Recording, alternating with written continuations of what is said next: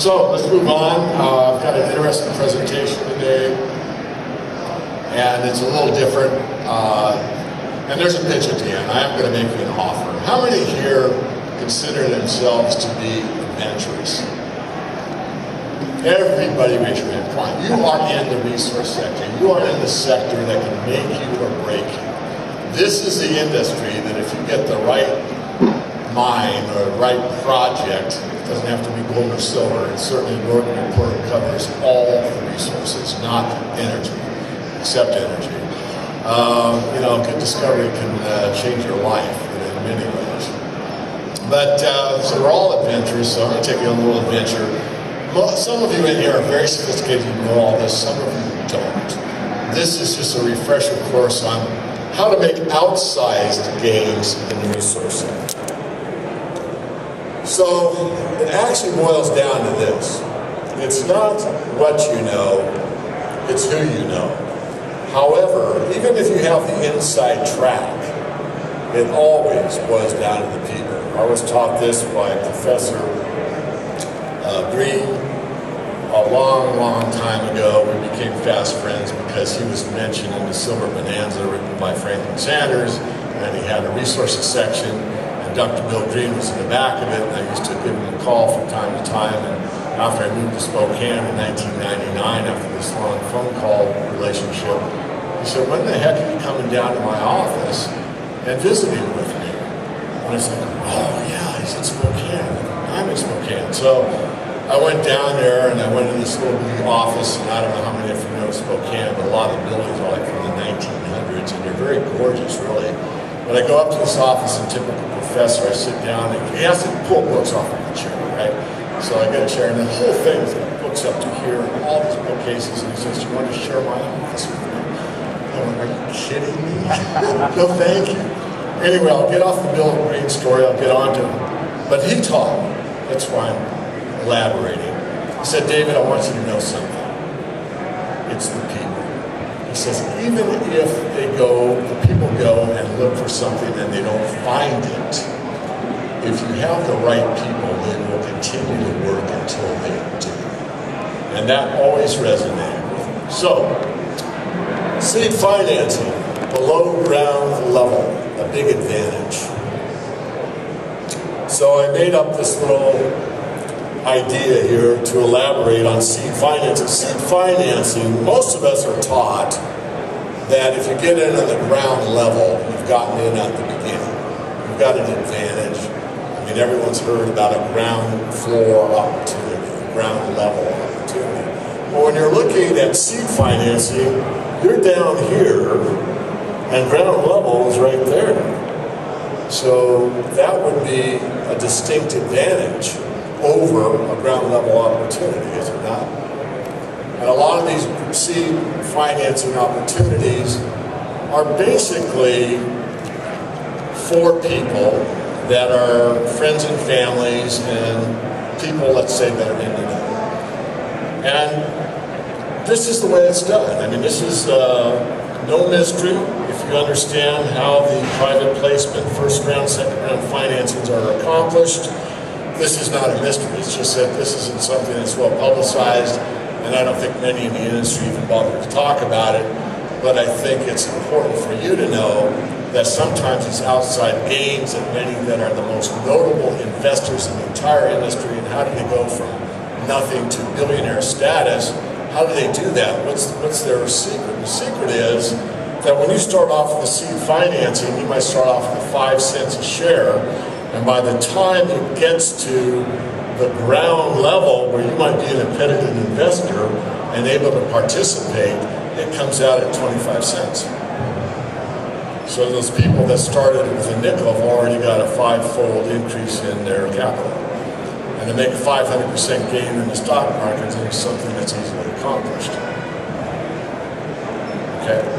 Now, if it continues and you want that little seed to grow and turn into a great big oak tree or whatever, it's a metaphor, these people might load up more and then sell some on the way up and recover all of their risk capital and let it grow. So what you don't really hear about too often is that even at the seed level, sometimes these things go down. They do. But most of these people that are the most notable in the industry aren't going to stand up and tell you about their losers. And even if they lose, when you start in here, it's kind of hard to lose, because usually the ground level happens. And so if it looks like it's really not going to mature the way they expect, they have the ability to basically sell into the next level of financing.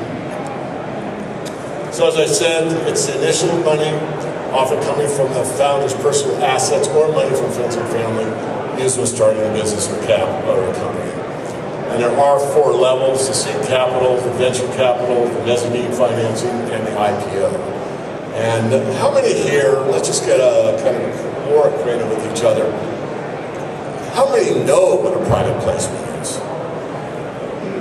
Yeah, about a third of the room. How many have participated in private placement? Again, about the same people. Okay, so this is a private placement. There are rules that apply to the US. I don't know the rules in Canada, but I'm going to assume they're basically the same. You have to be an accredited investor. You have to have a net worth of $1 million outside of real estate, liquid capital, and you have to be a sophisticated investor in order to go through what all of that means. Basically, you've got to be a high net worth individual to begin with. And I'm going to digress a bit, and hopefully I'll come back. But one of the best lectures I ever heard on how to make really, really huge money in the market was a guy from Silicon Valley. He says, what you want to do is you want to buy every venture capital situation that comes out in Silicon Valley. And that is going to make you rich. And I'll tell you how you can do that in the resource sector if and only if you have the opportunity to see these type of situations. And some will and some won't. I do not specialize in that. But I want to emphasize that insiders are not necessarily better investors than you are. They just have access during the early stages of these businesses. So, ground floor opportunities, not the beginning, maybe the beginning for a lot of private placement and the early stage investors, but remember there is that seed stock that starts. So first round financing is available for accredited investors, as I just outlined. And again, there is always risk, always. And this is really a high-risk situation. The reason that the SEC and the equivalent in Canada sets it up that way is because they want people that have money if something goes wrong, that it's not going to like ruin their life if something goes wrong. So private placements. The way I teach to do it is very boring and mechanical. And so I'll just outline briefly how that's accomplished. If you have the ability to get into these private placement situations, we're going to use a number of 10. I can do all this in my head. And you put in equal dollar amounts into all 10 private placements. So let's say you have 10 opportunities, let's call it a year's time frame, and you put in, let's just talk in schoolboy terms like me, so $5,000 per, okay? So you've got $50,000 at risk in private placement, high risk, high reward situations. And of those 10, it generally goes like this. 3 of those are going to fail. You're going to get 0. You're going to lose your money on them. 3, 4, or 5 are going to make you probably 300, 400%, maybe break even in that range. 2 or 3 of these are going to go up 10-fold, 20-fold, 50-fold. I don't want to exaggerate too much. Generally speaking, I'll go over 10 to 20-fold. Some are extreme, and it does happen. So if you mitigate your risk by spreading that risk capital over 10 situations, and you don't get addicted to a certain story or a certain newsletter writer or who presented the opportunity, or even the people, you want to find good people who are not even, basically you could take a risk. I'm not telling anybody how to invest in a free market attitude like I have. But nonetheless, you want to be careful, and the way to mitigate the risk is never find a favorite. Play it mathematically. Does that make sense? Am I making sense up here? Yep. I'm seeing some nods, okay. That's how you do it. So, I've got an opportunity for everybody, I told you, so you can leave the room now if you don't want to hear about how many like to make money in marketing. Imagine that you're in a situation where you're sitting in workshop 1 in the 2017 Investment Resource Conferences. You can leave certified if you want to. Soon, it's lunchtime. Anyway, we've got an opportunity. Full disclosure, I own it. Remember that seed capital, I did not get into the seed round, I got in the first round, and it is selling in the retail market far lower than I bought it for, okay? So you'd be doing much better than I if you decide to take this opportunity. So our success is your success. I mean, it's like Warren Buffett, and I don't want to compare myself to Warren, and I'm certainly not that enamored with Mr. Buffett personally, but I do have to admit he did buy 129.7 billion ounces of silver, million ounces of silver.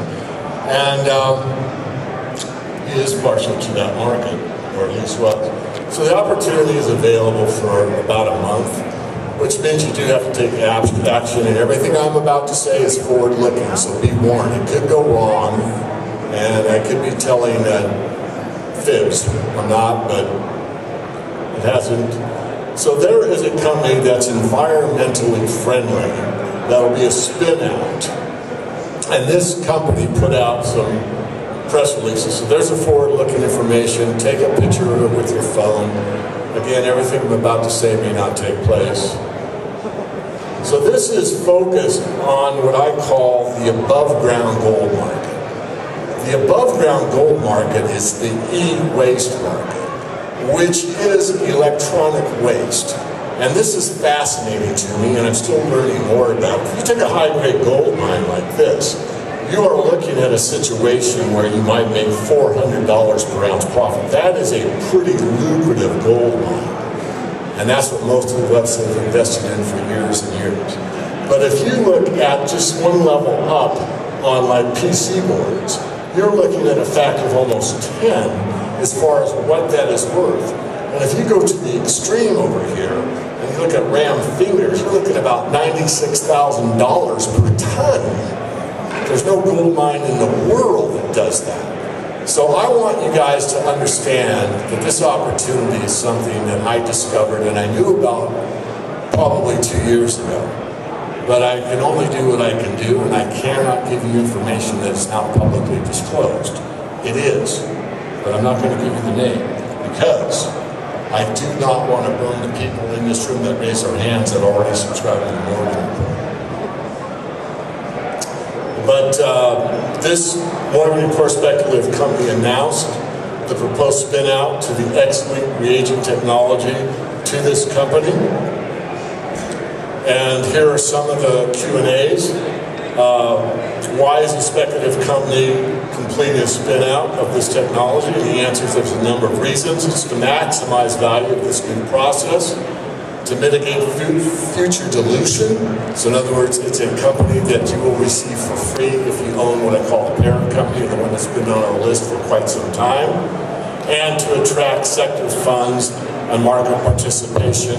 And I'll add that are primarily outside of the mining sector, because the biggest market for this is not mining, although it will be used in mining. It is for, let's say, the environmental type of situation where they are going to harvest electronic waste, where you get huge returns for gold that's already been taken out of the ground, that is in all kinds of products, smartphones included. And finally, to enhance the ability of the parent company and this environmental company to pursue their respective corporate objectives. They're really different companies. One is a reagent company that's an environment-friendly reagent that is viable throughout the e-waste sector, and the other company is primarily a mining company with a new technology that I'm not going to tell you about. My subscribers know what I am mentioning here briefly, or insinuating. So what's it consist of? The spin-out will include the transfer of all the X-Leach related assets, including the intellectual property rights, to the eco-friendly X-Leach, non-cyanide based leach formula to this company by the issue of the majority of the short holders on our spec company. Which means that, bottom line, when you own this spec, before the date I'll give it here on the next slide, you'll receive 1 share in this new technology company for every 10 shares you own in the parent company. Remember, you're buying this spec that I have promoted, I hate that word, but that I have selected as one of our many speculative investments at a much lower price than I own it. So, what's the circuit like? It's similar to the cyanide circuit. It's very simple.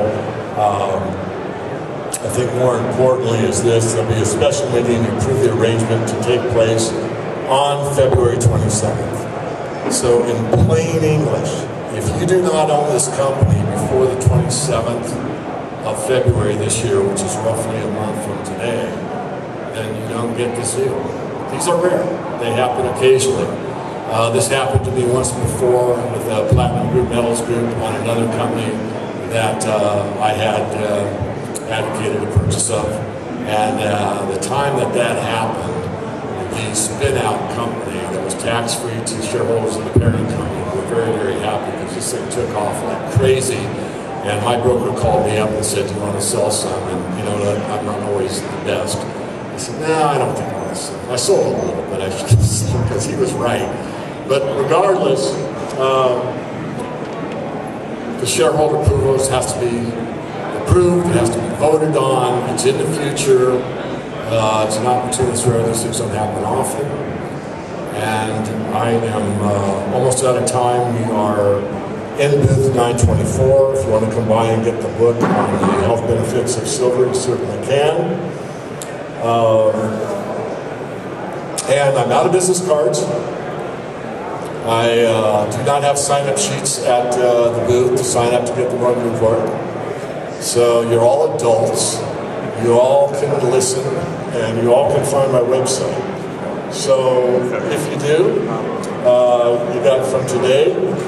By the way, the meeting will take place as shown there, 4:30 Alberta time on the 23rd. For the special meeting, and on the 27th, shareholders will be available information circular. Anyone in this room that's dealt in the resource sector, stock market, knows almost everything up here. I'm just putting the hard sell. It is a time-dependent thing, and you need to know that. So the best way, if you want to say, you know what, I think I like what you're saying, I want to take a look. If you go to themorganreport.com/join, it'll just put you in where you can sign up. If you don't, go to themorganreport.com, get on our free list, and learn more. I will leave on schedule. I try to be a pro, and I will be at booth 924, which is just down the hallway, and I probably won't eat lunch. So if you've got questions, come on down and see me. And let me just thank you. I know I've been talking, never thank the audience. I don't believe in that. Because coming back to a little bit of philosophy, you've given me the most precious commodity we all have in the human being, and that's your time. So I thank you for spending this half hour or this 20 minutes with me. And I wish you the best 2017 ever.